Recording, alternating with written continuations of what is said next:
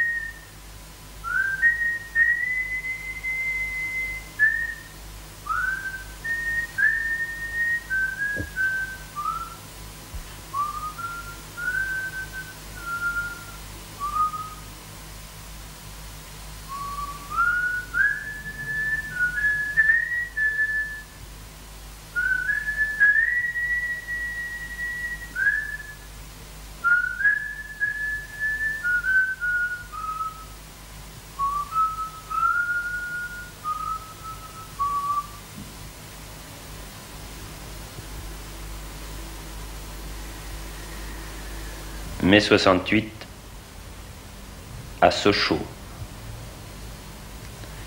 Ici, comme dans toutes les usines de France, les travailleurs organisent leur grève.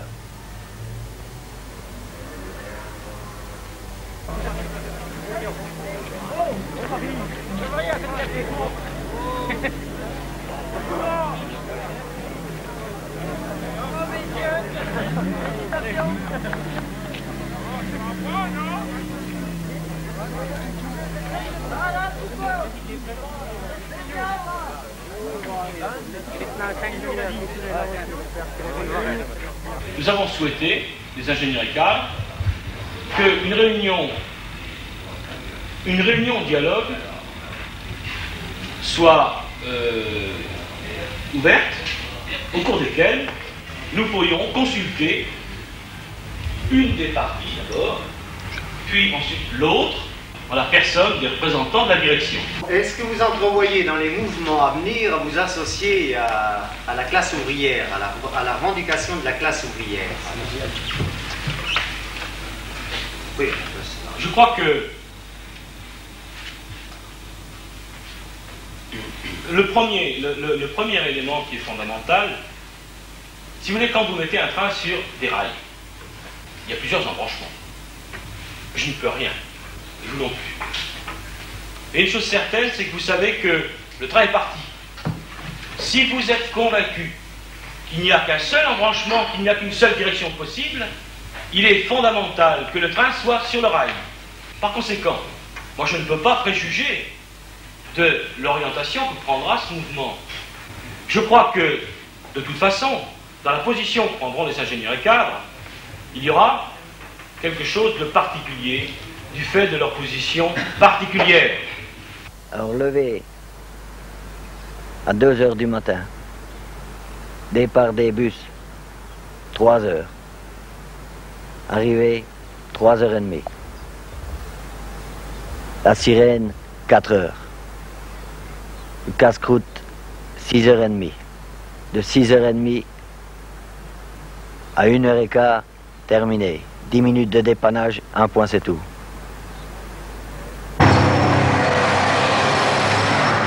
La semaine après, changement de décor.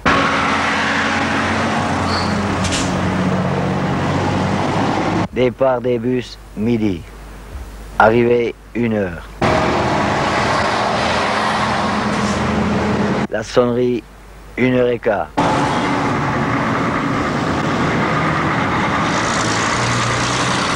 Travail, 10h30 ou 11h moins le quart. Rentrée à minuit, avec une demi-heure de casse-croûte.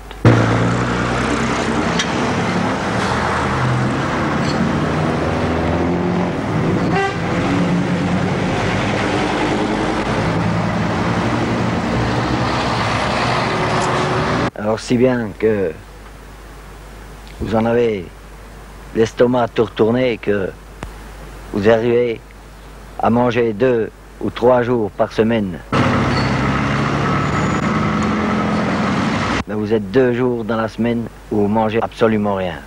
Le lundi, le mardi, il faut mieux pas y compter.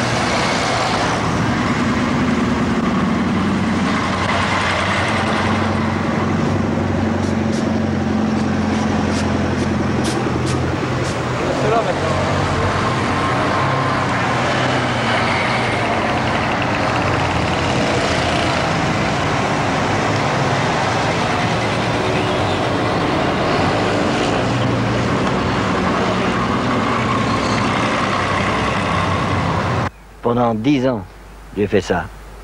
Et il y en a 18 000 qui le font chez Peugeot. Il y en a 18 000 qui le font tous les jours. Il y en a 18 000.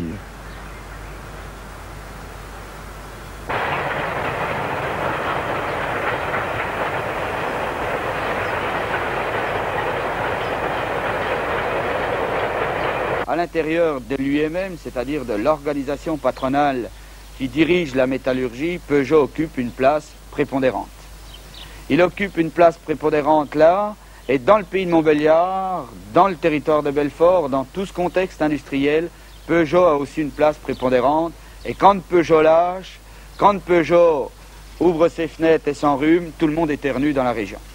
Or là, en mai-juin 68, et notamment dans les négociations qui étaient intervenues avant le 11 juin, Peugeot avait refusé systématiquement de donner quoi que ce soit et de répondre en quoi que ce soit aux revendications qui étaient posées.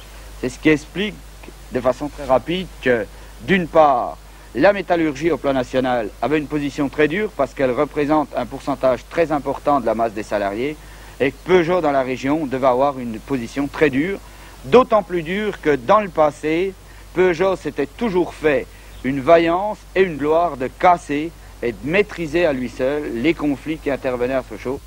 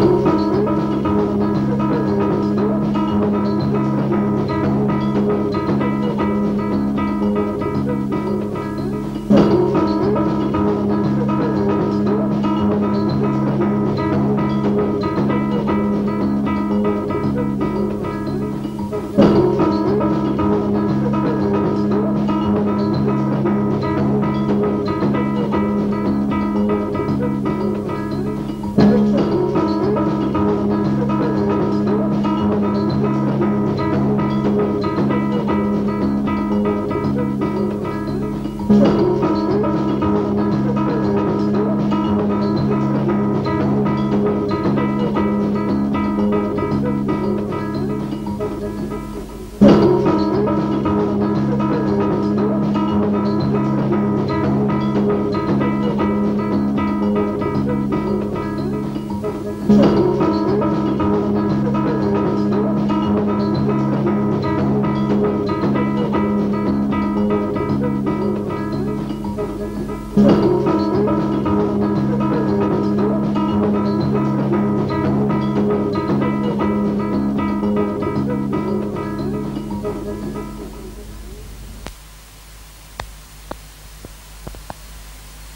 alors moi je me suis trouvé vraiment en tête de ligne, voilà.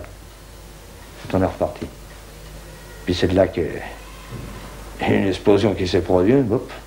Je me suis retrouvé en l'air, les 4 fers en l'air. Puis au moment de me relever, plus de pied. Je me suis aperçu que j'avais plus de pied. Alors qu'est-ce que j'ai fait? Je me suis relevé quand même, puis je suis parti sur une patte, en sautant. J'ai fait jusqu'au feu rouge, là, jusqu'au feu de la bretelle, quoi. Il y avait une dizaine, quinzaine de mètres. Et puis de là, j'ai refait encore un autre coup, une explosion. Ils nous ont renvoyé encore une gilet. Alors j'avais des éclats partout. J'en avais là, oui, je suis encore esquinté là. Ils nous ont arrosé une deuxième fois, quoi. Alors c'est les secouristes qui sont arrivés, qui ont fait arrêter les CRS. Ils ont dit arrêter, laissez ramasser nos blessés, quoi. Point de vue bagarre, là, pour moi c'était un engrenage, il n'y a rien à faire. On arrivait là-bas, où on y allait, puis on se battait, ou on n'y allait pas, et puis on se battait pas, ça. Quand j'ai vu qu'ils commençaient à taper sur les ouvriers, tout ça, alors là j'ai donné un coup de main, quoi, autant dire. On se défendait parce qu'il fallait défendre déjà nos droits, parce qu'on se battait pas on se battait contre les CRS, évidemment, mais c'était pas contre eux, autant dire. C'était contre le patron, quoi, le gouvernement, c'est eux qui les envoyaient, le patron, surtout Peugeot. Ça, c'est sûr qu'ils sont aperçus maintenant que c'était une lutte politique aussi, pas qu'une lutte contre un patron, il faut qu'il lâche. Ils sont aperçus, bien maintenant, quand on discute avec des gars, que vraiment le patron, c'est le gouvernement aussi, c'est les deux n'en font qu'un. Les femmes, les vieillards, tout ce qui passait, là, ils tapaient dessus, ils demandaient. Même les voitures qui étaient garées, hein, c'est pourtant pas des êtres humains, ils tapaient dessus. Hein. Ils mettaient des grenades dans les portes et puis tout. Hein.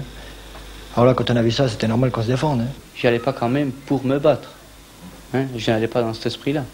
Mais enfin, j'allais quand même déjà pour, pas dire défendre mon père, mais enfin, voir ce que faisait mon père exactement. Dans quoi il était, quoi. Alors après, ma foi, c'était l'engrenage.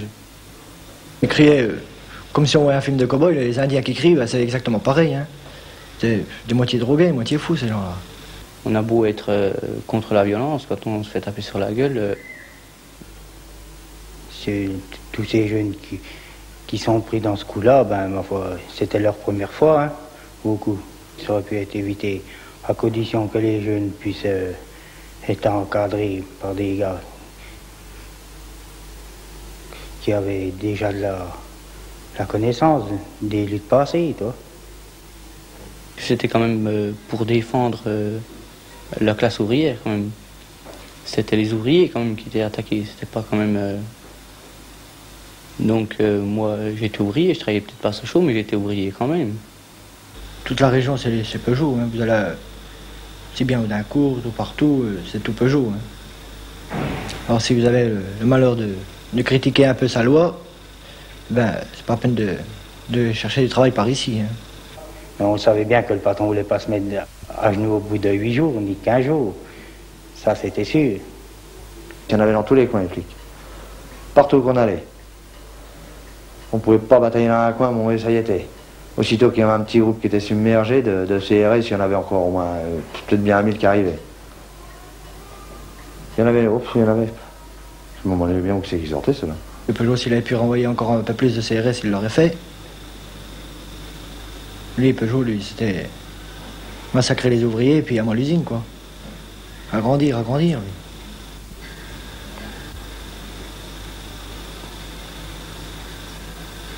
Pour lui, l'ouvrier, c'est un esclave et puis c'est tout, hein. S'ils avaient été un peu encadrés et puis plus, politiquement, c'était instruit, tout, et ben, on allait jusqu'au bout. Jusqu'au bout, c'est-à-dire fermement, calmement, et puis j'en suis sûr, on aurait fait peut-être 8 jours de plus, on gagnait encore davantage. Tous ceux qui tombaient, hein, s'ils n'avaient pas le temps de se relever, ben, ils arrivaient et puis ils cognaient dessus. Hein. Même étant vraiment blessé. Hein. Je vous dis, moi j'avais une jambe en moins, ben, heureusement j'avais un casque, hein, parce que ils s'enfonçaient sur moi comme ça avec le fusil, la crosse, là, puis... Faire une guerre comme ça, à coups de cailloux, contre de la police armée jusqu'aux dents, on va directement au massacre.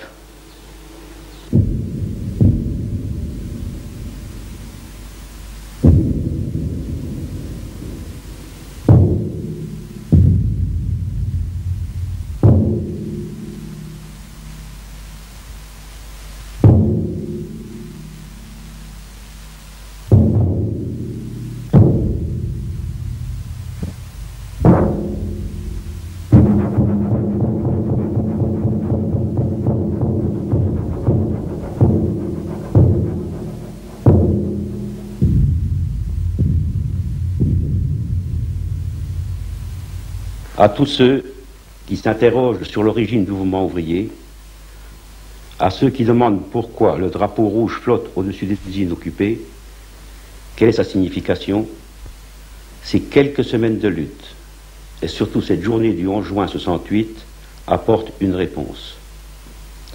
Le mouvement ouvrier, depuis son origine, s'est peu à peu gravé dans l'histoire.